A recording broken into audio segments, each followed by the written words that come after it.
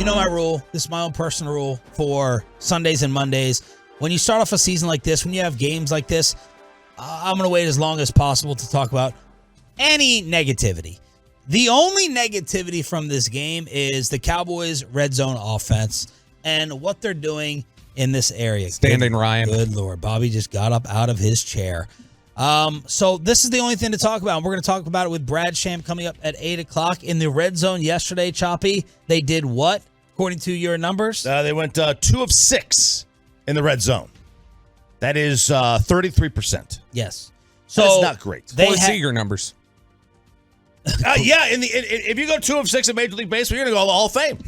You go Hall of Fame. So there were multiple drives where it appeared I'd have to have a lot of convincing in the opposite direction that the Cowboys weren't just trying to run 3 plays and kick a field goal.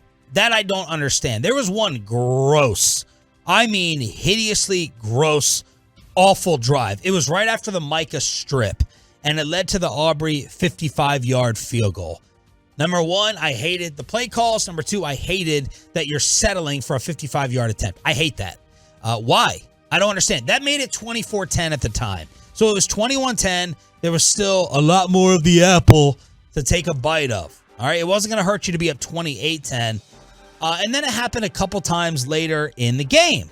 And props to the reporters afterwards. They asked Mike McCarthy about settling for field goals instead of touchdowns. Play caller is horse. He's got to pick it up. So, I mean, I was really proud of the offensive line just with all the changes and so forth. And, yeah, I get it. First and goal on the 6-yard line. And, the first call, they actually lined up, I think the way with Hunter being new and so forth. So there was definitely an alignment that was, we weren't expecting. So, but, yeah, we definitely want to punch those in. Okay. So there were a number of drives. I mean, 5 field goals for Brandon Aubrey when it just is like, what are we doing here? 2 yards, get off the field. We're content to run the clock. Let's just take the 3 cheap points. Zach Wilson and the Jets aren't going to do anything. A little bit frustrating or smart game management. I bet Michael Lombardi, and I'm going to go listen to his podcast today. He came on selling the book, former GM. He's going to rant and rave. Oh, he is going to go off today on McCarthy over Kellen Moore. Only Michael Lombardi would be excited about settling for field goals in the red zone. That's only Michael. Listen. I guarantee you he's going to have some epic rants today. I'll play it tomorrow from the GM Shuffle. No. Just tell me what segment, and I'll leave. I'm not going to listen to that fool anymore. Do a call with 1080 downstairs. I'll go. I'll take Bobby's spot. Yeah. On 1080 downstairs. You listen. You cannot dress up settling for field goals in the red zone. You can't. You can't dress it up. Now, if you want to dress it up by saying, let me try. Right. I don't want to have a Sauce Gardner pick 6.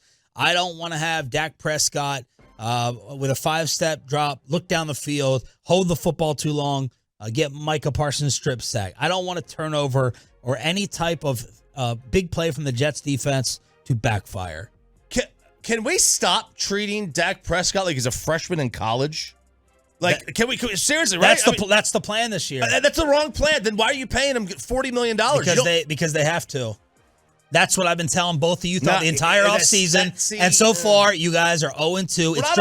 It's driving Bobby insane. I love it. We're not 0-2. I love it. Yep. Well, you just said it's not working, and it's flourishing. It's not working. It's passing, when you settle for field goals, with flying it's not colors. working. They have dominated. They've destroyed. They're arguably the best team in the National Football League, kicking everyone's ass, taking names, and it is an A+ through the first 2 weeks. And you all can't handle it because you were wrong, and you're going to be wrong about the formula because you can't hack it. That they want to rein Dak in and the offense a little bit. And it's working, and McCarthy's looking like an early genius, and you all can't take it. Why? Because Bobby's Dak love, and you are just let it all fly and go for everything and throw it 100 times. See who they're playing? Like that's why they don't need to do that. when they play They Buffalo, played San Francisco. they played arguably the best defense in the league or number 2, and they put it on them. So what do you have to say about Did the that? offense- They put it on. Yeah, the offense. Did the offense put it on him? Yeah, Dak Prescott was 13 of 13. Did you miss that part? I messy. did, but the offense also averaged fewer yards per play because than they the Jets. because they quit. Because Then they the dialed it Jets, back. they Because had- they watered it down. They Okay, had- but that's not a referendum on being right or just they're dialing it back because they were already ahead by so much. 28 teams played yesterday. The Cowboys were 16th in EPA per play. Because they dialed it down. Okay. Because they were kicking their ass. Okay, but they're kicking their ass because they're playing a bad team. We're not. They talking- played a great defense. We're not They were talking putting it on- about. they- We're not talking about this offense beating the Jets or the Giants. We're talking about this offense needing to beat San Francisco, Kansas City, Philadelphia, No, Buffalo. this offense needs to beat great defenses. And the New York Jets are in the San Francisco 49ers class. So don't try to water it down. A couple of Tolos did that too. Separate the Giants from the Jets defense. At least do that for me. Let's compromise sure. there. Yeah, it's what different. grade are you giving Dak Prescott for the game? B. Yeah, B plus, something like that. He was Okay. good. He was good yesterday. He was There good. Yeah, there was he was much better than the Giants game, right?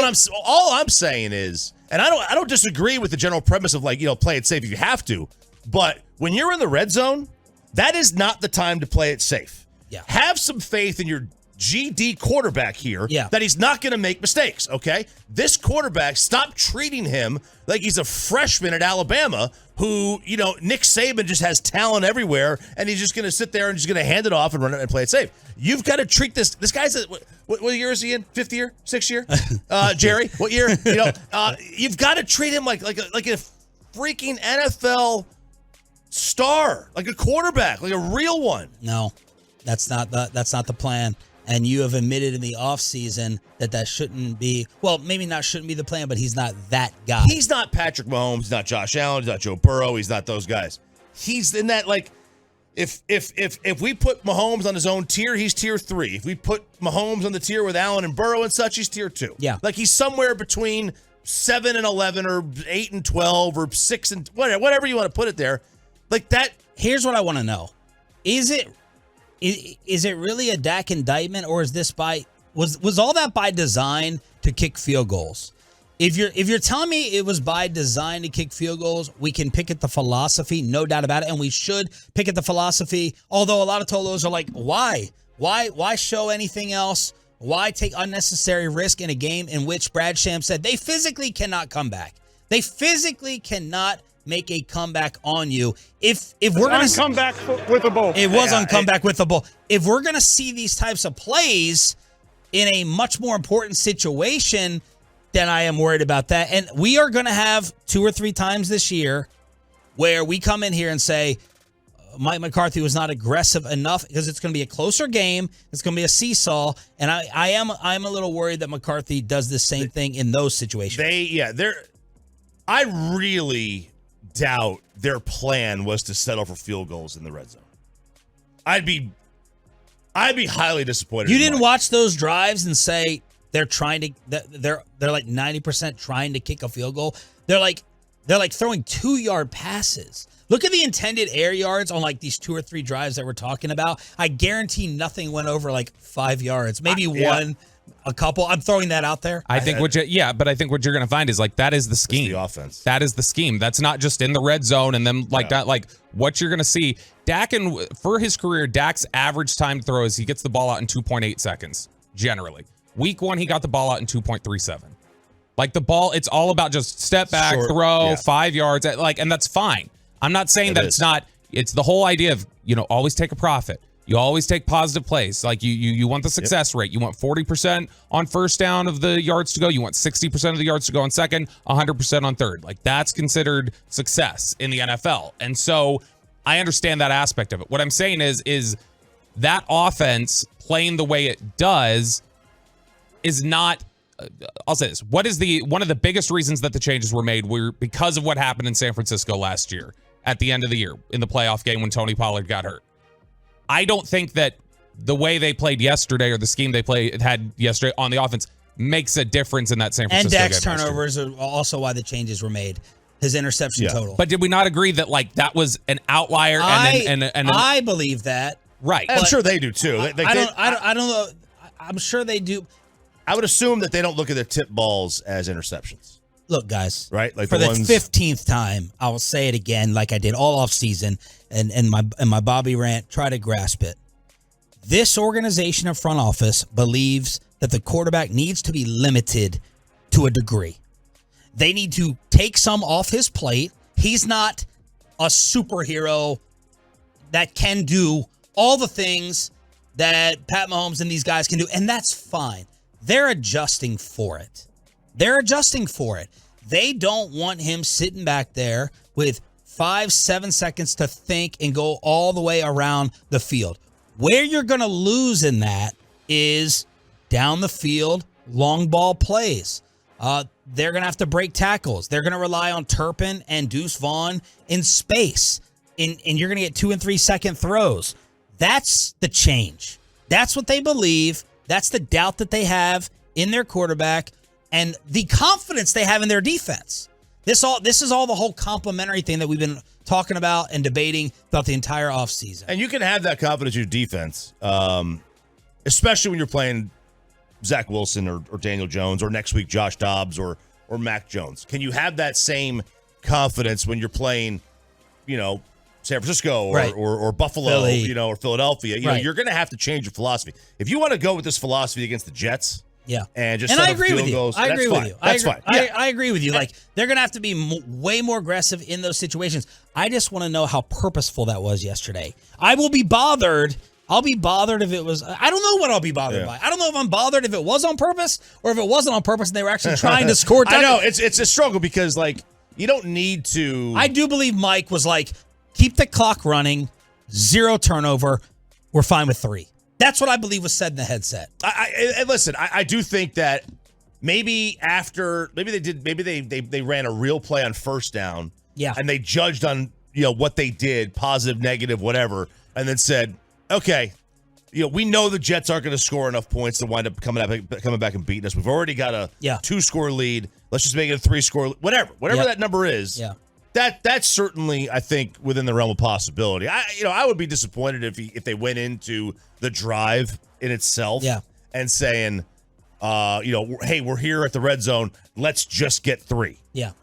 That's the minimum that you want is 3. You want to walk away with points. Of course. But that's not, I don't think that's the ultimate goal. I'd be stunned if Mike said that was the ultimate goal in that situation. I want to take some calls on it, on how you all feel about, is McCarthy dialing it back? Is the offense too conservative? This could be our only nitpick of 30-10 because it is the only thing to talk about, and we're trying to look at a bigger picture.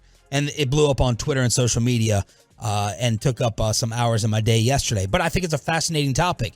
877-881-1053. Call now.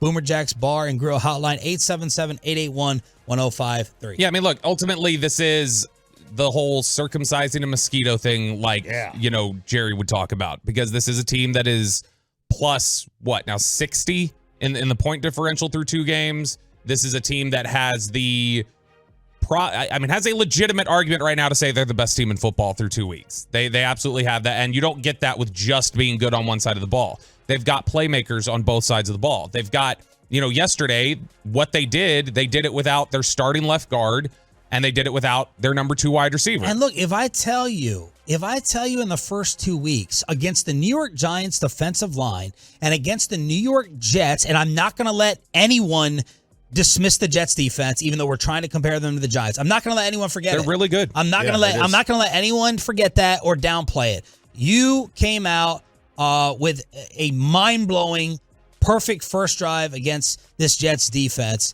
And the only reason you didn't score 50, I believe they intentionally dialed it back to keep running the clock and not turn it over. But you did that against the Jets. And if I told you that the game plan was get the ball out quick, 3-step drops, don't let your compromised offensive line and your receivers without Brandon Cooks get exposed, we'd all be calling that a brilliant game plan. But now we want to sit in here and nitpick at it and doubt it. When against the Giants D-line, that was the only way they were going to beat you. The Jets defense and them running the ball was the only way you were going to get beat. You're going to get the ball out quick and not turn the football over. They are one of 10 teams in the NFL without a turnover through the first 2 weeks. And sorry to ruin your off-season, your whole content, ESPN and FS1, but we were right about, so far, last year was an outlier in interceptions. He has 0 picks. He had the Sauce Gardner, should have been picked 6. I can't think of another one that should have been picked in his first 2 games, and that is by Mike McCarthy design, I believe. But you just agreed it was an outlier last year. And Yeah. so what I'm saying is that with that being an outlier, His normal number is it not an 8, overcorrection? Even with it being an outlier, he's not good enough to win the Super Bowl on the talent of his right arm. He's not that special of a consistent playmaker. So they're 2 separate things. You're dialing it back because he's not that guy. And yes, last year was an outlier. Both things can be true. Right. And so that means there is a happy middle, not an overcorrection is all I'm saying. And look, we can say it's because of the defense, whatever. The biggest question that we have to answer over the next few weeks is, were these tailored game plans or is this the scheme? Right. If this is the scheme, and was this a every week, reaction to the scoreboard? Yeah, These are 2 tough games, I think, for us to come out of with a hardcore conclusion. The Giants game, you could throw out, but you were up 14-0 just like that. You dominated 16. And then this was, you were facing a team basically without a quarterback. They could not score. They could not move the ball. Once you were up 30-10, it was a wrap. Yeah, it was like kneel down. It was a wrap before 30-10. Like you didn't need to do a whole lot. So look, when they face San Francisco, I'd be interested to see what they do and how they play it. And Mike may play that to a 16-13 score. He might. And that will be another fascinating discussion. He's going to say, we're not going to let Fred Warner, we're not going to let Bosa strip sack, we're not going to let them score, or create turnovers, and we're going to win this with our defense. That is going to be an epic discussion and argument. But look, the Jets are a great defense. There's nothing you can genuinely be unhappy about. I don't want anybody to misconstrue that. This is in the last 22 games, that is the most points the Jets have given up, was 30. And so they've been really good defensively. And their biggest problem is they can't move the ball, and they ran into a really good defensive team in the Cowboys. The question is just, that's great, and you want to take that, and you'll take that as a victory. It's just how sustainable is the question moving into the future. So nobody's getting upset about where the Cowboys are right now. Like I said, everybody, when we do power rankings this week, I would be stunned if we don't all have them in like the top 3, because that's the way they've played so far. And they're really good. And this is a team that consistently the Cowboys talked about last week was in the realm of, like you said, a team like San Francisco in terms of the defense, and that's the one that's given them the most problems. I just don't know, again, that if you play that game plan yesterday, and was it tailored or was it the scheme? I don't know if you play that game plan yesterday in the playoffs last year against San Francisco, if there's anything different about the result against San Francisco. Chris Arnold, Dak is playing disciplined football. He's excellent at staying within his limits. He's not armed talent. Troy Aikman played disciplined football even though he had an insane arm and people knocked him too. Nothing wrong with being disciplined. His greatest strength is being disciplined, not armed talent. They're playing to that strength.